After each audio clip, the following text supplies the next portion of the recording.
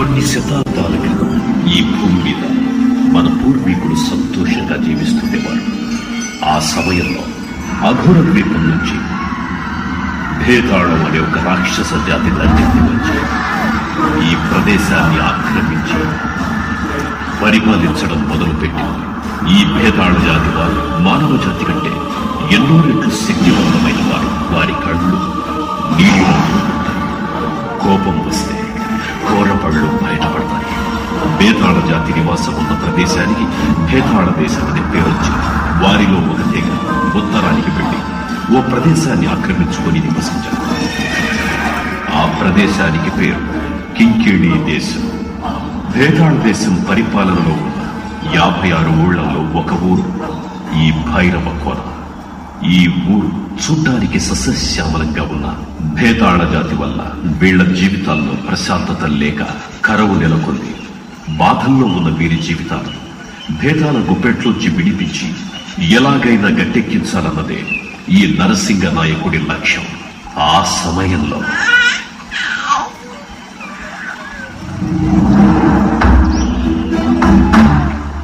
ఎక్కడి నుంచో చెరువులు కొట్టుకొచ్చిన బిడ్డని, ఆ బిడ్డతో పాటు ఉన్న గుడ్డుని నరసింగ నాయకుడు ఊళ్ళోకి తీసుకెళ్లాడు.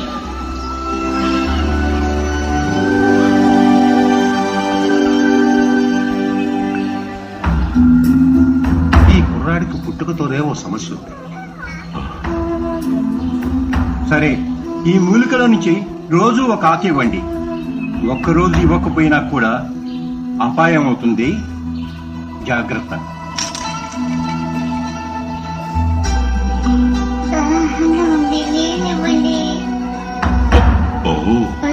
మాట్లాడుతుంది. ఇకపై నా కూతురుతో పాటు నాకు 3 పిల్లలు. బిడ్డకి మనోహరుడు, మాట్లాడే పక్షికి సూర్యుడు అని పేరు పెట్టి ఆయనే పెంచడం మొదలుపెట్టాడు.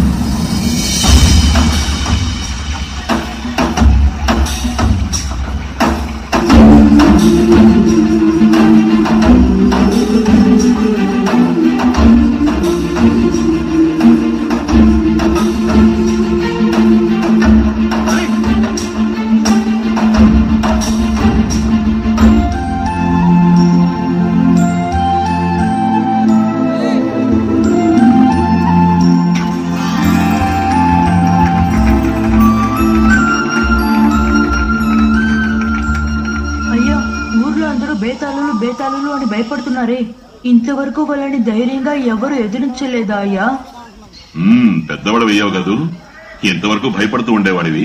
ఇప్పుడు విషయం తెలిసిన తర్వాత వివరాలు అడుగుతున్నావా? చెప్తాను. బయట వాళ్ళు ప్రవేశించలేని కోటే భేతాళ కోట. ఆ కోటలో వాళ్ళంతటా వాళ్ళు తీసుకెళ్తేనే మనం వెళ్తాం. 56 ఊరి పెద్దలు నరసింగ నాయకుడి నాయకత్వం యవన రాణిని కలవడానికి ముందస్తు అనుమతితో కోటలోకి వెళ్తారు.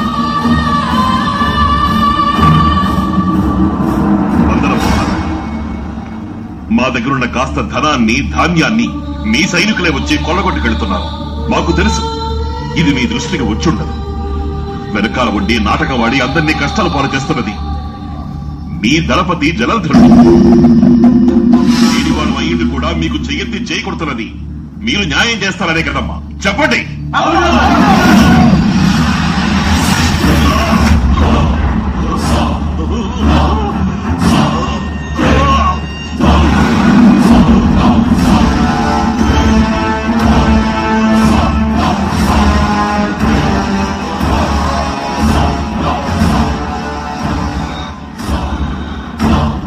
రాణిగారిచ్చే ఆదేశాలనే నేను నెరవేరుస్తున్నాను.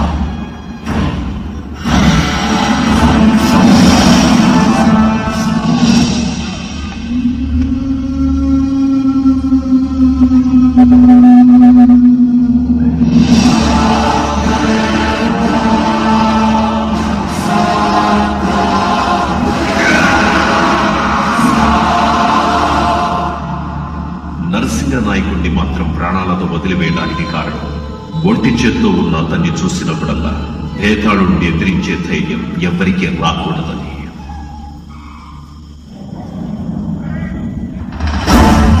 ఇలా ఉండగా ఒకసారి భైరవపురం ప్రజలు కాకుండా చెల్లించడం చేర్చడంలో ఆలస్యమైనందువల్ల భేతాళ వీరుడు ఊళ్ళోకి ప్రవేశించాడు.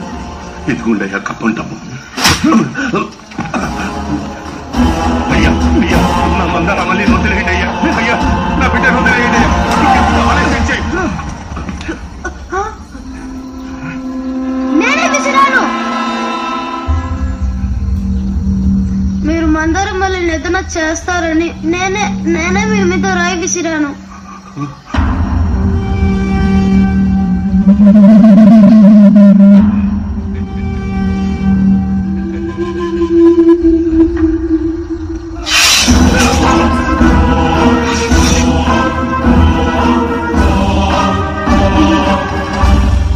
అయ్యో అయ్యో అమ్మ పద్మావతి తల్లి అయ్యో.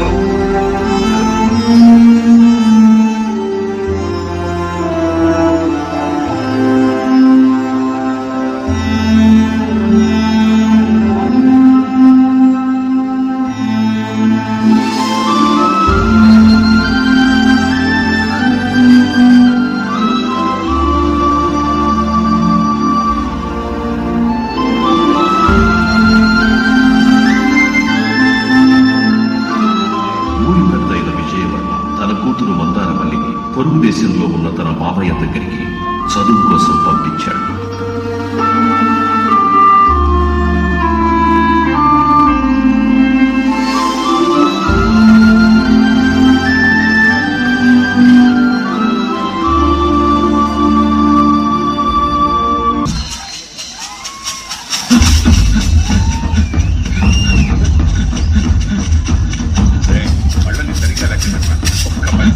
అయ్యా అయ్యా ఊళ్ళోకి బేతాళులు వచ్చాయా? మనోహరుడు ఎక్కడ్రా? ఈ ఊళ్ళో అతను ఒక్కడే బేతాళుని ఎదిరించగలవాడు.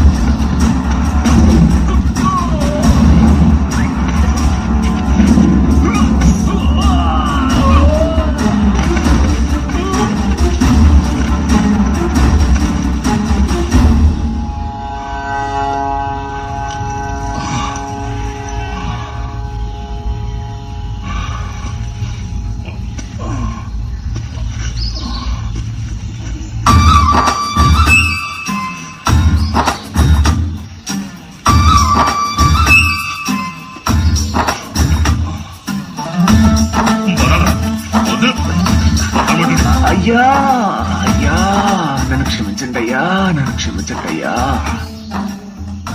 మీరెవరు? మేమెవరు?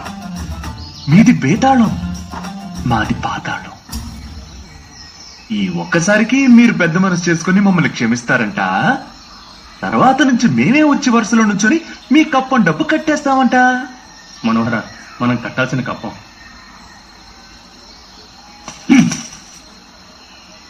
మనోహరుడున్నాడన్న ఒకే ఒక్క కారణం చేత ఎప్పటికప్పుడు నా కాళ్ళు పట్టుకొని తప్పించుకుపోతున్నారు. ఇంకోసారి కప్పం కట్టడానికి కాలయాపన చేశారో మీ అందరికీ సమాధి కట్టేస్తాను. అన్న మీ పేరు? విడారి. అన్న పేరు బిడారి, కన్నేస్తే ఎడారి. అన్న పేరు పత్తిలాది అనడయ్యా. అన్న పేరు బిడారి, కన్నేస్తే ఎడారి. ఆయన దారి రాదారి, దూకేస్తే గోదారి. నీతో ఉన్న గడసరి చేస్తాడు గిరిగిరి.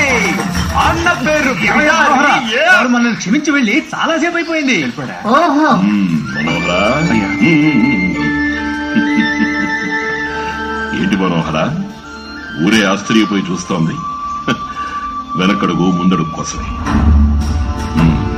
తగ్గి కాడు పట్టుకున్నావు, నీకి పీక పట్టుకో. అది నీకే సాధ్యం. జ్ఞాపకం ఉంచుకో. అంతా మీ ఆశీర్వాదం అయ్యా. ఒక చిన్న సహాయం. ఈ ఊరికి ఎవరొచ్చినా నువ్వే వెళ్లి వాళ్ళని భద్రంగా తీసుకొస్తావు. రేపు విత్తన పూజ. రోజు బాగుందని నా కూతురు మందారమల్లి చదువు పూర్తి చేసుకుని తిరిగి వస్తోంది. అందుకని ఉదయాన్నే నువ్వు గోదావరి పడమర తీరానికి వెళ్లి తన్ని తీసుకొస్తావా?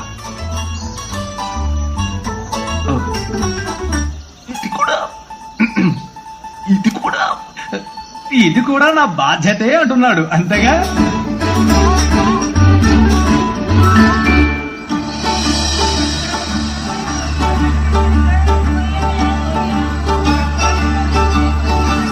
ఏ మనోహర, మందారం మళ్ళీ నల్లగా ఉంటుందా ఎలాగా ఉంటుందా?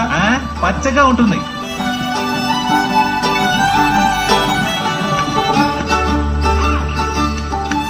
వీళ్ళల్లో మందారమల్లి ఎలా వెతకాలి? ఏంటి నా తారకమంగళం? ఒడ్లో లేదు, నీటిలో లేదు. ఒకవేళ ఆకాశం నుంచి దూకుతుందా? దూకేసింది. ఆకాశం నుంచి ఊడిపడ్డ ఈ అప్సరస ఎవరు? నేనే బావా, మీ అత్త కూతురు తారక మంగళాని. నువ్వు తారకవి కాదు, జాబిల్లివి. అమ్మ చెప్పింది మీ బావకి ముక్కు కింద ఒక మీసం, ముక్కుకి పైన ఒక మీసం అని. ఈ లోకంలోనే ఒకటికి 2 మీసాలు పెట్టుకునే ధైర్యం నా బావకి తప్ప ఇంకెవరుకుంటుంది? నిన్ను చూసి నీ క్షణం నుంచి ప్రావలో పడిపోయాను. పాపం ఈ మాత్రానికే పడిపోయాడు. పోరా అవసరం పక్షి.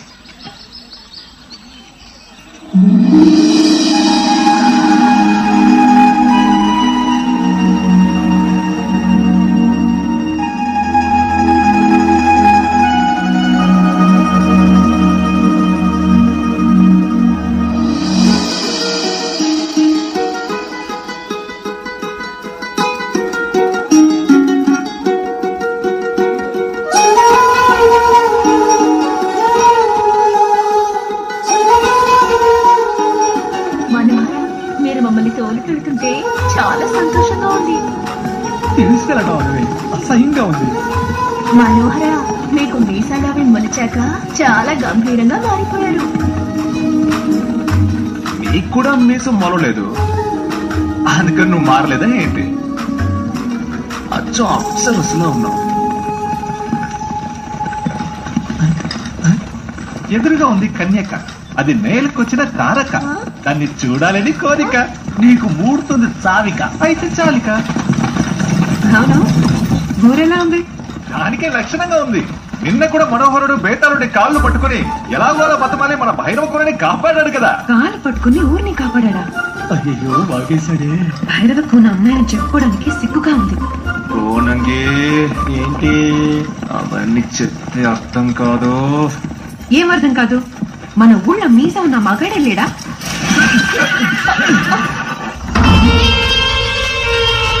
ఏమయ్యా మనోహర, ఈ గుర్రబండిని పక్కకి తిప్పి ఆపే.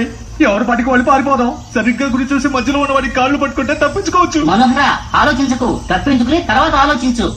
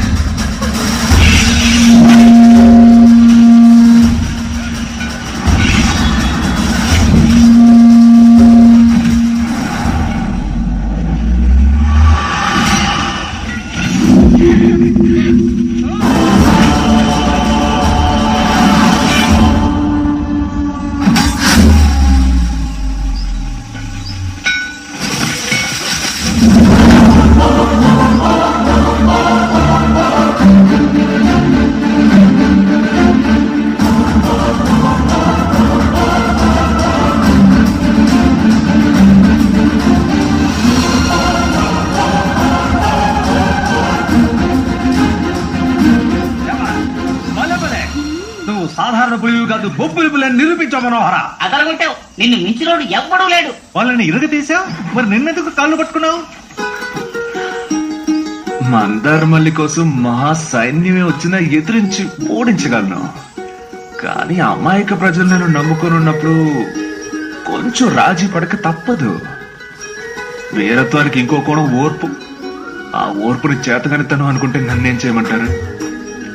మళ్ళీ మాట్లాడితే భైరవ్ కోన అమ్మాయిని ఎవరు సిగ్గుపడాల్సిన అవసరం లేదు. మీస ఉన్న మగాళ్ళు అక్కడ ఉన్నారు. మగతిరైన మాట.